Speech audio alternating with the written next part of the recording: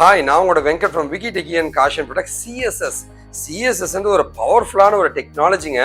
ஒரு வெப்பேஜுக்கு ஒரு style colour கொடுக்கணும்னா அது சிஎஸ்எஸ்ஸால தான் முடியுங்க. ஸோ நாம இன்னைக்கு பார்க்கறது சிஎஸ்எஸ்லே நிறைய வெர்ஷன் இருக்குங்க. சிஎஸ்எஸ்ங்க, CSS2ங்க, CSS3 நிறைய வெர்ஷன் இருக்கு. இப்போ நம்ம பார்க்கறது CSS1 அண்ட் CSS3. நார்மலாக இருக்க ஒரு சிஎஸ்எஸ்க்கும் லேட்டஸ்டாக இருந்த CSS3க்கும் என்னதான் வித்தியாசம் அப்படின்றது தான் இன்னைக்கு நம்ம ஒரு சூப்பரான ஒரு டாப்பிக்காக பார்க்க போறோங்க. முதல்ல நம்ம தெரிஞ்சுக்க வேண்டியது HTML vs CSSனா என்ன சார் அப்படின்னு நீங்கள் கேட்கலாம். HTMLன்றது ஒரு வெப்பேஜோடைய ஒரு ஸ்ட்ரக்சரை கொடுக்கறதுங்க. அதுவே CSSன்றது அதுக்கு ஒரு அழகை கொடுக்கறதுங்க. இந்த ஸ்ட்ரக்சரோடு சேர்த்து ஒரு அழகும் ஸ்டைலும் கொடுத்தீங்கன்னா அதுதான் HTML வித் CSS சொல்லுவாங்க.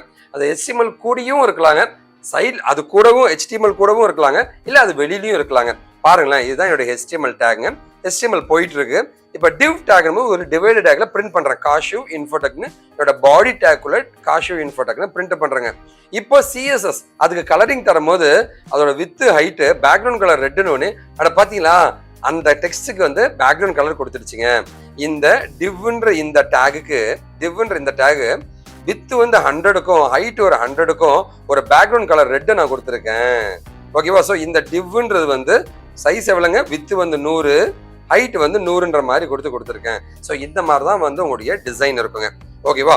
அடுத்த லெவலில் பார்த்தீங்கன்னா நார்மலாக ஒரு வெப்சைட் இருக்குன்னா அதில் என்னெல்லாம் இருக்குன்னா HTML இருக்கும், CSS இருக்கும், அந்த வெப்சைட்டுக்கு தேவையான பிக்சர்ஸ்லாம் இருக்குங்க, இமேஜஸ்லாம் இருக்கும். இது எல்லாமே ஒரு சர்வர்ல போட்டுருவாங்க. வெப் சர்வர் அப்படின்னு சர்வர்ல போட்டு நாம ப்ரௌசர் மூலமா ஆக்சஸ் பண்ணா அந்த எல்லாம் இருக்கிற எல்லாமே சேர்ந்து உனக்கு அழகா ஒரு பேஜா ரெடி ஆகி உனக்கு கிடைச்சிடும். ஓகேவா? எல்லாமே தனித்தனியா இருக்கும். மனுஷன், அவனுக்கான உடம்பு, அவனுக்கான எலும்புன்னு எல்லாம் தனித்தனியா இருக்கும். எல்லாமே சேர்ந்து உனக்கு ஒரு வெப் பேஜா காமிக்கும். ஸோ நார்மலா பார்த்தீங்கன்னா ஒரு ரா கண்டென்ட் இருக்குன்னு வச்சுக்கலாம். அதை நம்முடைய மார்க்அப் லாங்குவேஜ்ல எழுதி ஒரு வெப் பேஜ்ல நம்ம காமிப்போம். இதுதான் நார்மலா நடக்கிற ஒரு வெப் பேஜுங்க. ப்ரௌசர்ல காமிப்போம்.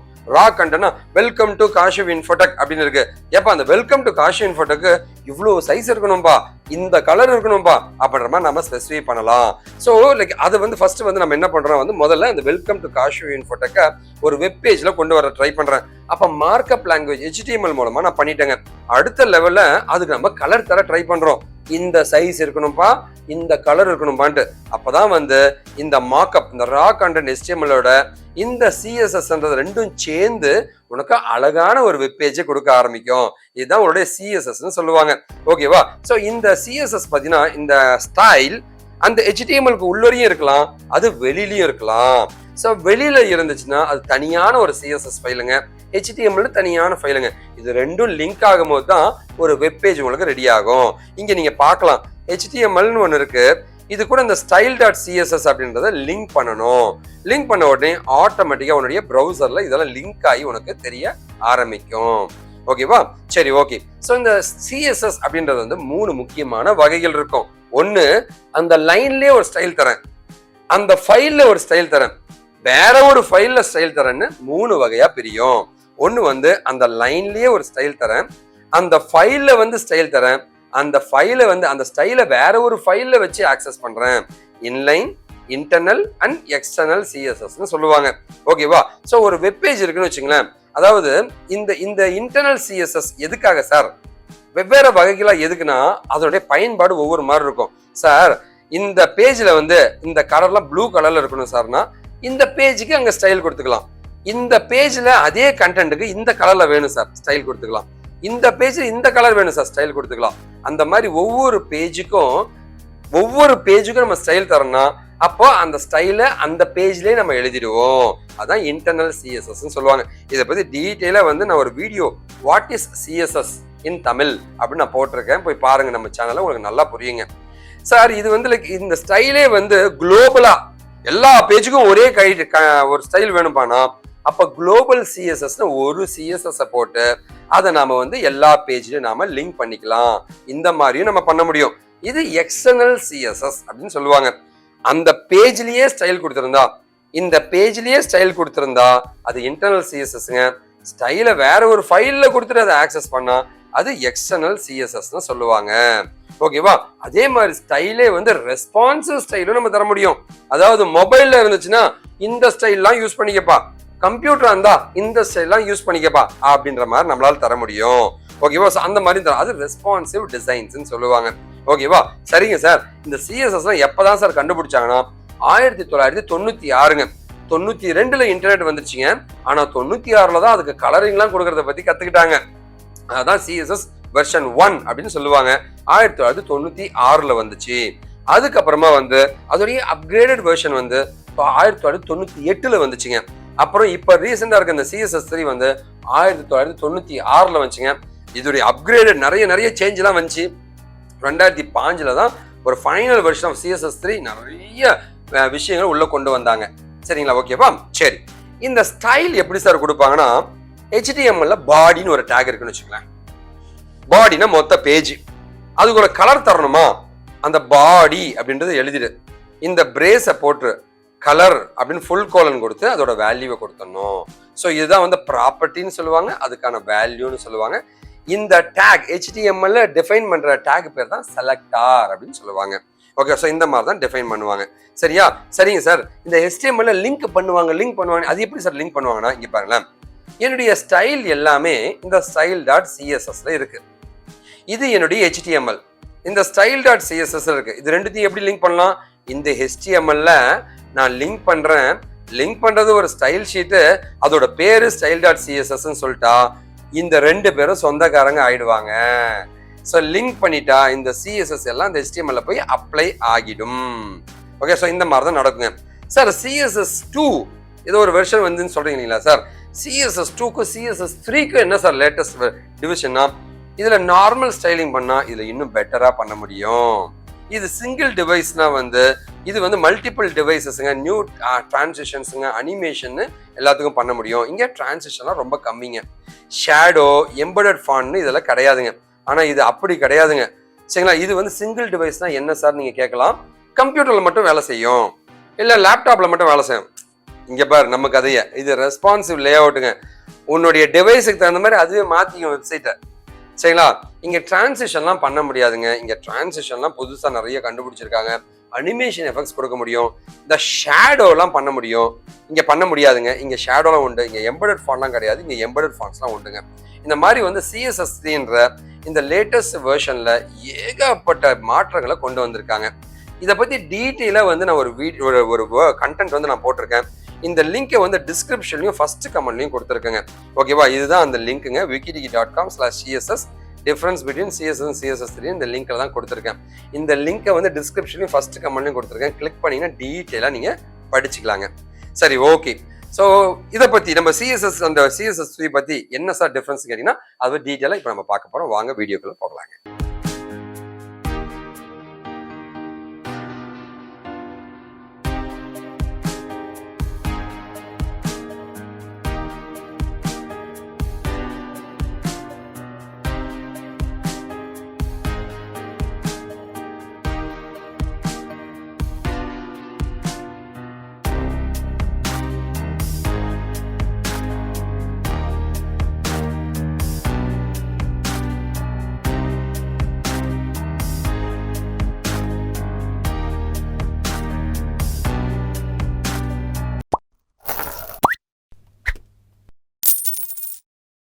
ஒருவேளை நம்ம சேனலை வந்து சப்ஸ்கிரைப் பண்ணாமல் இருந்தீங்கன்னா வந்து தயவு செஞ்சு வந்து நம்ம சேனலை சப்ஸ்கிரைப் பண்ணிக்கிங்க. அண்ட் ரெகுலராக வந்து அந்த பெல் பட்டன் மட்டும் ப்ரெஸ் பண்ணி ரெகுலராக நீங்கள் ஃபாலோ பண்ணலாம். பியூர்லி டெக்னாலஜி ரிலேட்டடாக, இன்டர்வியூ ரிலேட்டடாக மட்டும் தான் நான் சொல்லிட்டு இருக்கேன். சார் உங்கள்கிட்ட இந்த கைடன்ஸ் வேணும் சார், உங்கள்கிட்ட லேர்ன் பண்ணிக்கணும் சார் அப்படின்னு கேட்டிங்கன்னா ரொம்ப சிம்பிள் தாங்க. என்னுடைய நம்பர் கொடுத்துருக்கேங்க, என்னுடைய ஃபோன் நம்பர் கொடுத்துருக்கேன், மெயில் ஐடி கொடுத்துருக்கேங்க. சென்னையில் மதுரை வாயிலில் மட்டும்தான் என் ஆஃபீஸ் இருக்குங்க. ஒரு சாக்லேட் எடுத்துட்டு வாங்க, சாப்பிட்டுட்டு ஜாலியாக நம்ம பேசலாம். உங்களுக்கு என்ன கைடன்ஸ் நான் பண்ண தயாராக இருக்கு என்கிட்ட கோர்ஸ் படிக்கிறதா இருந்தால். இது இல்லாமல் என்னோட இன்ஸ்டா அக்கௌண்ட்டுங்க Kashiv_product, அதை ஃபாலோ பட்டனை ப்ரெஸ் பண்ணிட்டு ஹாய் சார்னு ஒரு மெசேஜ் அனுப்புங்க. அண்ட் உங்களுக்கு என்ன டவுட்னு கேளுங்க, நான் உங்களுக்கு உதவி பண்ண தயாராக இருக்கேங்க. சரி, ஓகே, நம்ம வீடியோக்குள்ள போலாங்க. CSS vs CSS3. அடா நம்ம டாபிக்குள்ள வாயான்னு சொல்றீங்க. இன்ட்ரோவே இவ்வளவு சொல்லியிருக்கேனா? CSS vs CSS3னா எப்படி சார் இருக்கும் அப்படின்னு கேட்டீங்கன்னா, மொதல் விஷயம் பார்த்தீங்கன்னா CSS அப்படின்றது வந்து 1996 லான்ச் பண்ணாங்க. நம்ம CSS3ன்றது 1999 வந்து லான்ச் பண்ணாங்க. 2005 செம்ம லேட்டஸ்ட் வெர்ஷன்லாம் வந்து 2015 இன்னும் அப்கிரேட் நிறைய பண்ணாங்க, HTML5 சேர்த்துங்க. அடுத்தது பார்த்தீங்கன்னா வந்து CSS vs CSS3ல நாம தெரிஞ்சுக்க வேண்டியது என்ன சார் அப்படின்னு கேட்டீங்கன்னா வந்து ஸோ சிஎஸ்எஸ் பார்த்தீங்கன்னா பழைய வெர்ஷன் சிஎஸ்எஸ் ரொம்ப ஸ்லோவாக இருக்கும். ஆனால் நம்மளால் அப்படி கிடையாது, செம்ம ஃபாஸ்ட்டுங்க. ஸோ CSS3 வந்து அப்கிரேட் வெர்ஷன் பயங்கர ஃபாஸ்ட்டாக இருக்குங்க. இது இல்லாமல் வந்து பார்டர் ரேடியஸ் அப்படி கர்வை வந்து ஒரு டிசைன் வேணும், என்னுடைய பாக்ஸாக இருக்கட்டும் கண்ட்ரோல்ஸாக இருக்கட்டும் ஒரு கர்வ் வேணும்னா வந்து இந்த பார்டர் ரேடியஸ்லாம் வந்து CSS3ல வந்து சூப்பராக நீங்கள் கொடுக்க முடியும். ஓகேவா? இப்போ நம்ம பார்த்தீங்கன்னா வந்து நம்ம HTML கண்டென்ட் அதே காஷிவ் இன்ஃபோடெக் தாங்க. இந்த இடத்துல நாமளும் ஒரு CSS3 எப்படி ஒர்க் ஆகுதுன்றதை நான் காமிச்சிருக்கேன். ஒரு டிவ் டேக் இருக்குங்க HTMLங்க. ஓகேவா? டிவ் டேக் வந்து டிஸ்பிளே ஆகிடும். இதுக்கான ஸ்டைல் வந்து இப்போ அப்ளை ஆக போகுதுங்க நம்முடைய அடுத்த CSS கோட் மூலமா. அந்த வித் வந்து 100, ஹைட் 100, பேக்ரவுண்ட் கலர் ரெட்னு நமக்கு இந்த மாதிரி வந்துடும். இதுதான் CSS HTML இன்டெகிரேட் பண்ணி ஸ்ட்ரக்சரை கொடுத்து அதுக்கு ஒரு கலரை கொடுக்க ட்ரை பண்றோங்க. இதுதான் உங்களுடைய முக்கியமான கான்செப்ட். சார் CSS3ல என்ன சார் வித்தியாசம் கேட்டீங்கன்னா வந்து அந்த பார்டர் ரேடியஸை தர முடியும். சரிங்களா? ஓகேவா? அதே டிவ் டேக் தாங்க. காஷிவ் இன்ஃபோடெக் நான் கொடுத்துட்டேங்க. ஓகேவா? காஷிவ் இன்ஃபோடெக் வந்துருச்சு, சூப்பர். இப்போ அதுக்கு CSS3யோட கோட் நமக்கு கோட் அப்ளை ஆக போகுதுங்க. அப்போ என்ன ஆகுது? div width is equal to 100 பிக்சல்ங்க, பேக்ரவுண்ட் கலர் ரெட் வந்துடுச்சு. அதுக்கப்புறமா பார்டர் ரேடியஸ் 5 பிக்சல்னு ஒன்று அப்படியே அது கர்வா வந்துடுதுங்க. சூப்பர் இல்லையா? ஸோ இந்த மாதிரி தான் நடக்கும். ஓகேவா? சரி, ஓகே. இது ரெண்டுத்தையும் வந்து நம்ம வெரைட்டியா பார்க்கலாங்க அது எப்படி இருக்குன்ட்டு. ஸோ CSS கோடையும் போட்டிருக்கேன். இங்க பேக்ரவுண்ட் கலர் மட்டும் தான் பண்ண முடியும், இங்க பார்டர் ரேடியஸும் தர முடியும். ஓகேவா? அதான் உங்களுக்கு நான் காமிக்க ட்ரை பண்றேங்க. ஓகேவா? சரி, நம்மளோட கோடு வேலை செய்யுதுங்க. டிவ் டேக்னு ஒன்று எனக்கு டிவ் டேக் வந்துருச்சுங்க. ஓகேவா? ஐயோ, என்னோட போட்டோ வேற வந்து தொல்லை பண்ணுதே, இங்க வச்சுக்கலாம். சரி, ஓகே. அடுத்து பார்த்தீங்கன்னா வந்து நம்மளுடைய CSS கோடு வேலை செய்யுதுங்க. வித் 100 பிக்சல் பேக்ரவுண்ட் கலர்னு சொன்ன உடனே ரெட் நமக்கு வந்துருச்சுங்க. ஆனால் பார்டர் ரேடியஸ்ன்னு இங்கே கொடுத்த உடனே அழகா வந்து அதுக்கு பார்டர் உங்களுக்கு வந்துடும். வந்த பின்னாடி நம்மளோட HTML கோடு இப்போ வேலை செய்யுதுங்க. நம்ம HTML கோட் டிவ் டேக் முடிஞ்சிருச்சு இல்லையா? ஸ்டைல் அப்ளை பண்ணி முடிச்சாச்சு. End body tag, end HTML tag. So இந்த மாதிரி தான் உங்களுடைய கோட் வேலை செய்யும். ஓகேவா? கோடு உங்களுக்கு வேலை செய்யுங்க. சரி, ஓகே. வேற என்ன சார் டிஃபரன்ஸ் நம்ம CSSனா? இதுல கிரேடியன்ட் எஃபெக்ட் இருக்குங்க. அது செமையான ஒரு விஷயங்க. கிரேடியன்ட் எஃபெக்ட் ஏன்னா வந்து ஒரு ஒரு ஒரு கலர்லயே ஒரு டார்க் மிக்ஸ்அப் ஆஃப் கலர்ஸ் வந்து கொடுக்கறது தான் கிரேடியன்ட் கலர்னு சொல்லுவாங்க. ஸோ கிரேடியன்ட் கலர் நம்ம இப்போ பார்க்கலாங்க. ஸோ நம்மளுடைய HTML டேக் இருக்குங்க. நம்மளோட HTML டேக்ல பார்த்தீங்கன்னா இங்க பேக்ரவுண்ட் கலர் இருக்கு, இங்க linear gradient red comma black, அதாவது ரெட்ல ஆரம்பிச்சு பிளாக்ல அப்படியே வா அப்படின்றது அதை பேக்ரவுண்ட் இமேஜ்னு சொல்லுவாங்க. பேக்ரவுண்ட் கலருக்கு பதிலாக பேக்ரவுண்ட் இமேஜ்னு சொல்லுவாங்க. லீனியர் கிரேடியன்ட் ரெட் கமா பிளாக்னு ஒன்று அழகா உனக்கு வந்து ஒரு பேக்ரவுண்ட் இமேஜுங்க. ரெட் கலர்ல ஆரம்பிச்சு பிளாக்ல முடியும், அப்படியே அந்த கிரேடியன்ட் அழகா வரும். இதெல்லாம் செம்ம எஃபெக்ட்டுங்க வெப் பேஜ்ல கொடுத்துருக்காங்க. ஓகேவா? ஸோ இந்த மாதிரி தான் உங்களுடைய CSS கோட் வேலை செய்யும். வேற என்னையா டிஃபரன்ஸ் இருக்கு CSSக்கும் CSS3க்கும் அப்படின்னு கேட்டீங்கன்னா ஷேடோ எஃபெக்ட் கொடுக்க முடியுங்க. ஷேடோ எஃபெக்ட்னா எப்படி சார் இருக்கும் அப்படின்னு கேட்டீங்கன்னா இது பார்த்தீங்கன்னா இந்த மாதிரி தான் இந்த கோட் இருக்கும். சரிங்களா? ஷேடோ எஃபெக்ட் எப்படி இருக்குன்னு பார்க்கலாம். பார்த்தீங்களா? இந்த பாக்ஸ் இருக்கு, இந்த பாக்ஸுக்கு வந்து ஒரு ஷேடோ கோடு. ஸோ ஆரம்பத்துல இருந்தே ஆரம்பி x=0 y=0 இருந்தே ஆரம்பி 15 பிக்சல் லென்த் இருக்கணும், ப்ளூ கலர்ல இருக்கணும்பா அந்த ஷேடோ அப்படின்னு சொல்லியிருக்கேன். ஓகேவா? அது எப்படிதான் வருதுன்னு பார்க்கலாமா?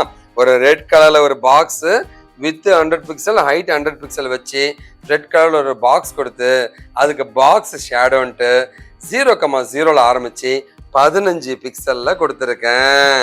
அது ப்ளூ கலர்ல இருக்கணும். ஸோ இந்த மாதிரி தான் வந்து ஷேடோக்கு கோட் எழுதுவாங்க. ஓகேவா? இந்த மாதிரி வந்து CSS3 சூப்பரா இருக்கு இல்லைங்களா? இது மாதிரி நிறைய எஃபெக்ட்ஸை கொண்டு வர முடியும் CSS3லங்க. செமையா இருக்கு, நானே இன்ட்ரெஸ்டிங்கா ஃபீல் பண்றேன். இதுல அவுட்லைன் செட்லாம் பண்ண முடியும். Inset, outline offset inset, அந்த மாதிரி வந்து அப்படி பாக்ஸ் மாதிரி எஃபெக்ட்டுங்க. இந்த பாக்ஸ் மாதிரி எஃபெக்ட்லாம் நாம தர முடியும். ஓகே, இது இல்லாம வந்து CSS and CSS3ல அனிமேஷன் தர முடியுங்க. அது ஒரு பெரிய விஷயங்க. இங்க நோ அனிமேஷனுங்க, இங்க வித் அனிமேஷனோட எஃபெக்ட்ஸ் நம்ம தர முடியுங்க. இது ஒரு பெரிய அட்வான்டேஜுங்க. அடுத்து பாத்தீங்கன்னா ரெஸ்பான்சிவ். இதுதாங்க ரொம்ப ரொம்ப இம்பார்ட்டன்ட்டுங்க. ரெஸ்பான்சிவ்னா என்ன சார் அப்படின்னா கிராஸ் டிவைஸ் கம்பேட்டபிலிட்டி அப்படின்னு சொல்லுவாங்க. CSS உடைய ரெஸ்பான்சிவ்னஸ் எப்படி இருக்குன்னா மொபைல்ல நல்லா தெரியும், கம்ப்யூட்டர் நல்லா தெரியலையப்பா அப்படின்னுவாங்க. ஓகேவா? ஆனா நம்மள CSS3 அப்படி கிடையாது. நீ என்ன டிவைஸ்லனா போடு, அழகா தெரியும் நானு அப்படின்ற மாதிரிங்க. ஸோ கம்ப்யூட்டர்லயும் அழகா தெரியும், லேப்டாப்லயும் அழகா தெரியும், மொபைல்லையும் அழகா தெரியும். சூப்பரான ஒரு விஷயம் தான் இந்த ரெஸ்பான்சிவ்னஸ்ங்க. இது இல்லாம இங்க ப்ரௌசர்ஸ் கொஞ்சமே சில ப்ரௌசர்ல மட்டும்தான் CSS வேலை செய்யும். நம்மளால அப்படி கிடையாது. நீ என்ன ப்ரௌசர் சஃபாரி ஐமேக்கா எடுத்துருவா பாத்துக்கலாம் அப்படின்ட்டு எல்லா ப்ரௌசர்லையுமே அழகா வேலை செய்யுங்க. இதை பத்தி டீட்டெயிலா இன்னும் நிறைய ஆர்டிகல் நான் போட்டிருக்கேன். CSS versus CSS3ன்னு இந்த லிங்க்ல போய் பாருங்க. அந்த லிங்கை டிஸ்கிரிப்ஷன்லையும் ஃபர்ஸ்ட் கமெண்ட்லையும் அழகாக கொடுத்துருப்பேங்க. அந்த லிங்கை கிளிக் பண்ணுங்க, போய் பாருங்க, லேர்ன் பண்ணிங்க. சிஎஸ்எஸ் பற்றி நிறைய டுட்டோரியல் நானே எழுதியிருக்கேன், போய் லேர்ன் பண்ணிக்க. உங்களுக்கு எந்த உதவினா நீங்கள் எனக்கு கேட்கலாங்க. சார் நான் ஒரு கோர்ஸ் படிக்கணும் அப்படின்னு கேட்டிங்கன்னா வந்து இந்த கோர்ஸ் தான் படிக்கணும்னு சில விஷயங்கள் இருக்குங்க. அந்த கோர்ஸை படித்தா மட்டும்தான் வேலை கிடைக்கும். அந்த கைடன்ஸை கொடுக்கறது தான் என்னுடைய கம்பெனி காஷோ இன்ஃபோடெக்குங்க. உங்களுக்கு என்ன உதவினாலும் நீங்கள் எனக்கு கான்டாக்ட் பண்ணலாங்க. நான் உங்களுக்கு உதவி பண்ண தயாராக இருக்கேங்க. வாங்க, ஒரு சாக்லேட் எடுத்துட்டு வாங்க, சாப்பிட்டுட்டே நம்ம பேசலாங்க. நீங்கள் எனக்கு பண்ணக்கூடிய ஒரே ஒரு இது என்னங்க, நல்லதை பகிர்வோம், நல்ல சமுதாயத்தை உருவாக்கும், நாம் வீழ்ந்தாலும் நம் இனம் வாழட்டுங்க. வாழ்க Tamil. This is Venkat signing off Vicky Techy and காஷோ இன்ஃபோடெக். என்னோட சோஷியல் நெட்வொர்க்ஸ் சேனல்ஸ் நிறைய இருக்குங்க, ஜாயின் பண்ணிங்க. உங்களுக்கு எந்த உதவினாலும் கேளுங்க, நான் உங்களுக்கு பண்ண தயாராக இருக்கேன். நான் உங்களோட அண்ணன் வெங்கட்டுங்க. நன்றி, வணக்கம். வாழ்க தமிழ்.